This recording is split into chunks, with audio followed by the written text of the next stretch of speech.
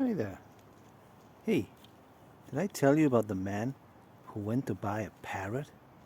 Yeah, he went into the pet shop and he said, "Give me your best parrot." Well, the guy says, "You're in luck. We got 3 parrots. The first one's 50 euros. He says hello, things like that. The second one, well, this one costs 500 euros. You see, the second one, he answers your phone, makes appointments, yeah, chats to people, you know. And then we have the third one. The third one is 5,000 euros. The man looks surprised. Hey, 5,000 euros for a parrot? Huh, what kind of parrot is worth 5,000 euros? The man in the shop says, "Well, I don't know, but the other 2 call him boss."